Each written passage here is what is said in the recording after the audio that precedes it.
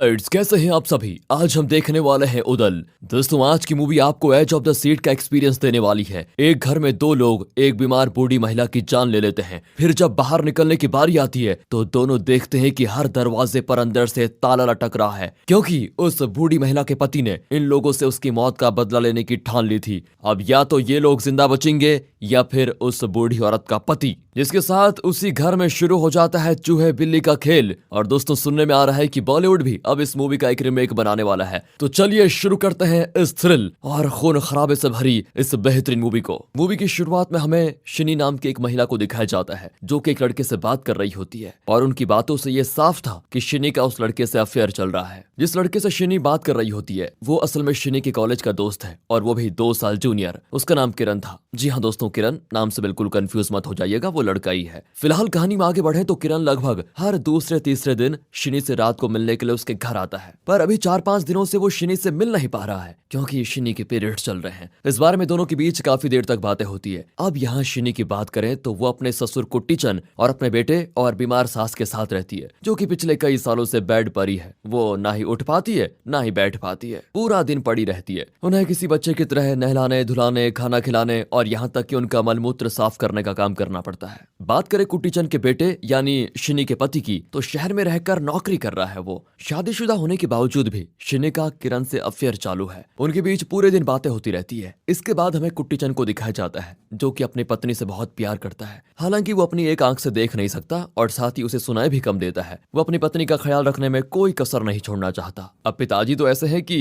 अपनी पत्नी का ध्यान रख रहे हैं, लेकिन बेटा जिसका नाम रेजी है वो अपनी पत्नी का ध्यान बिल्कुल नहीं रखता, यानी शिनी का ध्यान नहीं रखता। उसने शादी ही इसीलिए की ताकि उसकी पत्नी उसके माता पिता का ख्याल रख पाए और वो अपना आराम से बाहर रहे, क्योंकि शिनी के मुताबिक अगर रेजी घर पर रहकर खेतों में काम करवाता तो उससे दुगना ही कमा लेता जितना वो बाहर कमा रहा है। यही वजह है कि शिनी ने अपनी नौकरी भी छोड़ दी है, क्योंकि उसे अपने सास ससुर का देखभाल जो करनी है। फिलहाल अभी के लिए तो शिनी ने अपनी सास की देखभाल करने के लिए एक होम नर्स रखी हुई है, जो उसकी सास की साफ सफाई से लेकर सारे काम करती है। उसका नाम है रिन। लेकिन दोस्तों, ये टाइम था कोरोना का, जिसकी सेकंड वेव बहुत ही खतरनाक थी। और फिर इसी चीज का बहाना बनाकर रीना अचानक से शिनी को कह देती है कि अब मैं और काम नहीं कर सकती, मैं छोड़ने जा रही हूँ। उसका कहना होता है कि अभी कुछ दिनों के लिए तो लॉकडाउन खुला है, लेकिन फिर लग गया तो मैं यहीं फंस कर रह जाऊंगी। इसलिए वो शिनी से अपने पैसे लेकर वापस चली जाती है। अब इतनी जल्दी तो कोई दूसरा नर्स मिल नहीं पाएगा, वो भी ऐसी कोरोना की सिचुएशन में। इसीलिए अगले दिन कुट्टीचंद और शिनी मिलकर कुट्टीचंद की बीवी की साफ सफाई वगैरह करते हैं। मगर ये सब कुछ करने की वजह से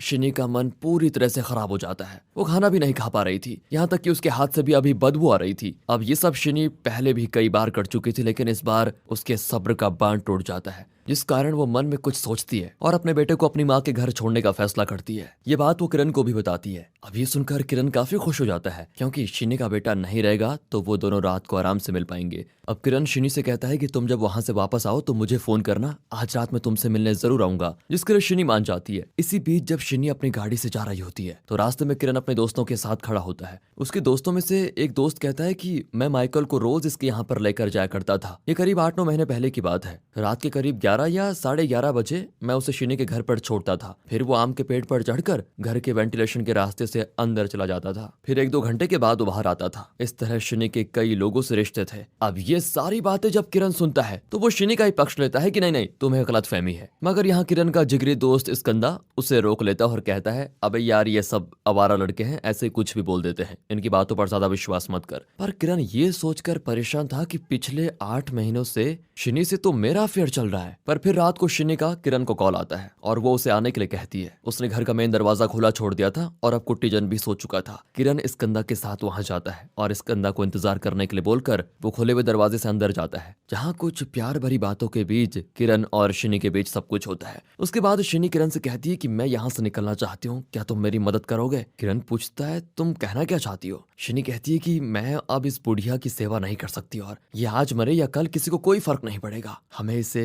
रास्ते से हटाना होगा, और वो भी इस तरह से कि किसी को कुछ पता ना चले। सिर्फ पापा ही हैं, यानी कि ससुर जी, जिन्हें उनकी मौत से फर्क पड़ेगा, मगर वो भी कहीं ना कहीं चाहते हैं कि सास जी की तकलीफों का अंत हो जाए। किरण भी कह देता है, क्या तुम इस बारे में श्योर हो? एक बार फिर सोच लो। वो हाँ कहती है। फिर दोनों ही कुट्टीचंद की बीवी के कमरे में जाते हैं, जहाँ ये लोग डायरेक्ट उसको मार नहीं सकते थे। इसलिए शिनी बाथरूम से एक तौलिया भिगोकर लाती है और उसे कुट्टीचंद की पत्नी के गले में डालकर दोनों मिलकर उस तौलिया को कसने लगते हैं। इस दौरान हम देखते हैं कि कुट्टीचंद की पत्नी जाग रही थी पर वो किसी को आवाज नहीं दे पाती और कुछ ही देर में उसकी बॉडी हरकत करना बंद कर देती है। उसे मारने के बाद दोनों कमरे में आते हैं, जहाँ शिनी को ये करने का बहुत पछतावा होता है। यहाँ किरण भी काफी डरा हुआ था। वो शिनी से पूछता है कि अब हम फंसेंगे तो नहीं ना। शिनी उससे कहती है कि ऐसा कुछ भी नहीं होगा, कल सुबह उठते ही मैं सबसे पहले शोर मचाऊंगी, जिससे सभी को लगेगा कि उनकी मौत अपनी बीमारी की वजह से हुई है। फिर उनका बेटा आ जाएगा और एकदम सब खत्म, उनका कोई पोस्टमार्टम भी नहीं होगा, तुम चिंता मत करो। यहाँ किरण डरते हुए पूछता है कि शिनी तुमने ठीक से तो देखा ना, वो मर गई है ना पक्का। शिनी कहती है कि यार ये कंफ्यूज मत कर, चलो हम दोबारा मिलकर चेक करते हैं।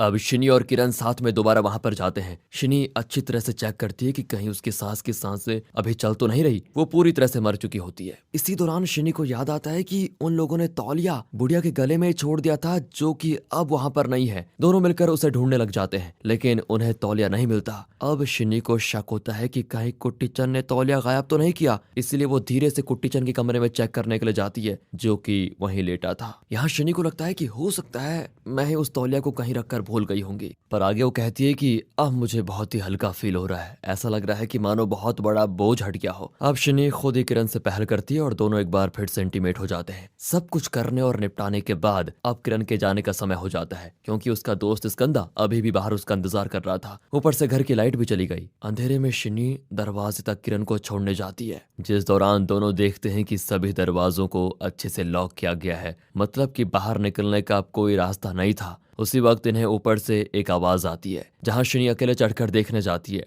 और जैसे ही वो ऊपर पहुंचती है, एक ट्रैप के गिरने की वजह से अचानक से दरवाजा बंद हो जाता है। शिनी एकदम से नीचे आकर गिर जाती है, उसके सर पर काफी चोट भी आती है। उसी दौरान किरण भी जल्दी से उसके पास आने की कोशिश करता है, और उसका भी पैर एक ट्रैप में फंसकर वो घायल हो जाता है। दोनों की हालत बहुत ज्यादा बुरी हो चुकी थी। अब ये साफ है कि ये काम किसी और का नहीं, बल्कि एक दुबले पतले कमजोर से दिखने वाले बूढ़े इंसान का था, जिसे ना ठीक से दिखाई देता है और ना ही सुनाई देता है। पर कुट्टीचंद ने इन दोनों से अपनी बीवी की मौत का बदला लेने की ठान ली थी। अब हमें दिखाया जाता है कि जब शिनी और किरण कुट्टीचंद की पत्नी को मारकर जब अपने कमरे में गए, तभी कुट्टीचंद की नींद खुल गई थी, और वो अपनी पत्नी को देखने के लिए गया तो वो उसे मरी मिली, जिस पर वो बेचारा रोने लगा। उसी दौरान कुट्टीचंद को शिनी और किरण के बात करने की आवाज आई कि कैसे सुबह उठकर शिनी शोर मचाएगी और इस चीज से फिर शिनी और किरण बच जाएंगे। फिर जब दोबारा शिनी और किरण ये देखने आए कि कुट्टीचंद की पत्नी जिंदा है या फिर नहीं, तो कुट्टीचंद छिप गया और शिनी के कमरे में जाकर देखा तो उसे वहां पर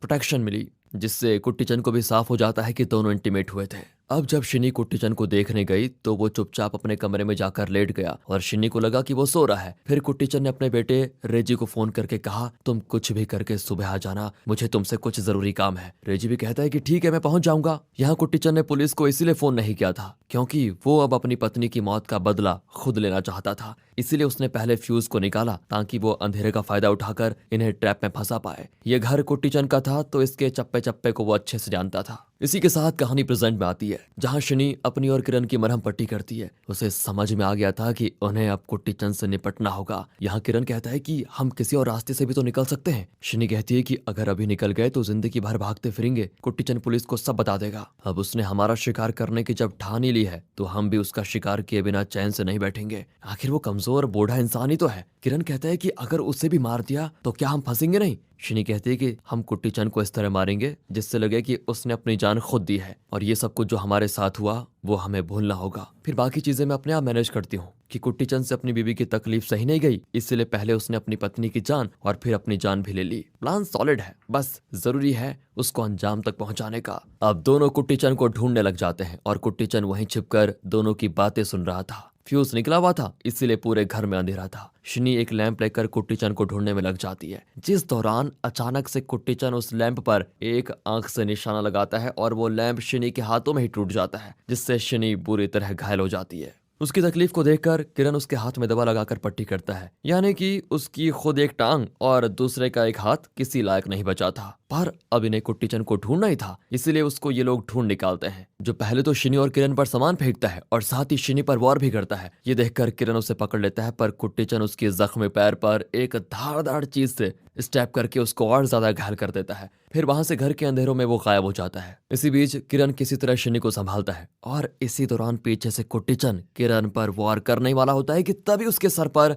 शिनी जोर से वार कर देती है, जिससे वो भी गिर पड़ता है। अब शिनी किरण को केरोसिन लेने के लिए भेज देती है और खुद कुट्टीचन को घसीटने लगती है, जिस दौरान कुट्टीचन उसके सर पे जोर से दरवाजा मारकर फिर से छिप जाता है। अब ये लोग कुट्टीचन की बीवी के कमरे में थे और किरण केरोसिन लेकर भी आ गया था। तब शिनी कुट्टीचन को धमकी देती है कि अगर तुम खुद सामने नहीं आए तो मैं ऐसे ही तुम्हारी पत्नी को जिंदा जला दूंगी। ये सुनकर बेचारा कुट्टीचन बाहर आ जाता है और उसे दोनों मिलकर काफी मारते भी हैं, खास करके शिनी। वो अपने 4 सालों का बदला उससे ले रही थी। यहाँ जब कुट्टीचन हार ही रहा होता है तभी वो एक बार फिर से पलटवार करता है, जिससे वो पहले किरण को जख्मी उसके पैर पर चोट पहुंचाता है और शिनी की आंखों में अपनी उंगली घुसेड़ देता है। यहाँ वो समझ गया था कि ये दोनों अब उसको मार डालेंगे, तो कुट्टीचंद तुरंत पुलिस को कॉल कर देता है और खुद कहीं जल्दी से छिप जाता है, क्योंकि पुलिस ने उसे बैक कॉल कर दिया था और उसका मोबाइल शिनी को मिल जाता है, जो किरण से कहती है कि बुड्ढे ने तो पुलिस को कॉल कर दिया है और इस लोकेशन का पता करके वो लगभग 1 घंटे में आ जाएंगे। उससे पहले हमें यहाँ सब खत्म करके निकलना होगा। लेकिन कुट्टीचंद इनका सामना करने को पूरी तरह से तैयार था। इसी बीच शिनी के दिमाग में एक प्लान आता है। वो किरण से कहती है कि तुम एक काम करो,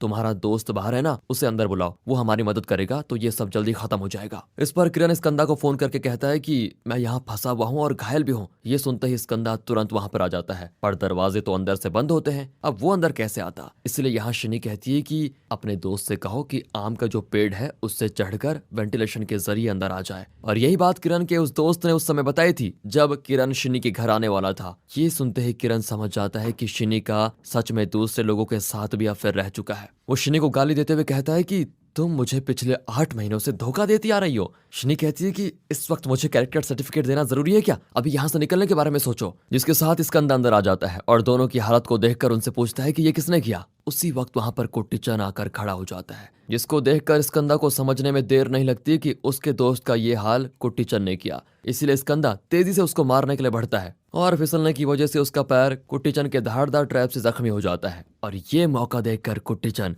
स्कंदा को मार डालता है। इसी बीच शिनी जल्दी से अपने कमरे में आ जाती है और अपने मोबाइल से रेजी को फोन करके कहती है घर में कोई घुस आया है जिसने मम्मी पापा को मार डाला और मैंने खुद को कमरे में बंद कर दिया है। पुलिस आती होगी, लेकिन प्लीज तुम अपने किसी दोस्त को यहाँ भेज दो। यहाँ उसकी ये बातें किरण सुन लेता है और वो समझ जाता है कि शिनी उसे धोखा देने की कोशिश कर रही है। यहाँ दोनों के बीच काफी हाथापाई होती है, जिस दौरान कुट्टीचंद अपनी बीवी की बॉडी के पास जाकर कैंडल जलाता है। इधर किरण शिनी के सर को जोर से जमीन पर पटकता है, जिससे अब वो उठने लायक नहीं बचती। अब कुट्टीचंद ने किरण के दोस्त स्कंदा की जान ली थी तो वो कुट्टीचंद को मारने के लिए जाता है, लेकिन कुट्टीचंद ने उसके लिए ट्रैप पहले से ही तैयार करके रखा था। एक दरवाजा खुलते ही किरण के सर पर एक भारी चीज गिरती है। उसका खेल खत्म। अब कुट्टीचंद को लगता है कि सब खत्म हो चुका है, इसलिए वो फ्यूज लगाकर लाइट चालू कर देता है, लेकिन शिनी जिंदा थी जो उसे जख्मी कर देती है। उसे किसी तरह मारकर लड़खड़ाते हुए कुट्टीचंद अपने मुंह से चाबी निकालता है और जैसे ही दरवाजा खोलता है तो हम देख पाते हैं कि सुबह हो गई थी और वहां पुलिस भी आ चुकी है। अब स्कंदा और किरण तो मारे गए, लेकिन शिनी और कुट्टीचंद काफी ज्यादा घायल थे। उन्हें तुरंत एम्बुलेंस में ले जाया जाता है। तभी वहां पर रेजी भी आ जाता है, जिससे कुट्टीचंद कहता है कि तुम चिंता ना करो, बस अंदर अपनी माँ की बॉडी का ख्याल रखो। अपने पिता की बात को सुनकर रेजी अंदर जाकर देखता है तो घर का सारा सामान तहस नहस हुआ था। चारों तरफ सिर्फ खून ही खून था। साथ ही वो देखता है कि इन सब के बीच भी कुट्टीचंद ने उसकी माँ की चादर बदलकर उसके पास कैंडल्स वगैरह जला दिए। दोस्तों, इस मूवी का कोई स्पेशल एंड तो है नहीं, यहीं पर मूवी खत्म हो जाती है। इसके बाद क्या हुआ होगा वैसे कमेंट करके अपनी राय जरूर दें। बाकी मिलते हैं ऐसी यूनिक मूवीज के साथ, तब तक के लिए गुड बाय, ख्याल रखिए and finally thanks for watching.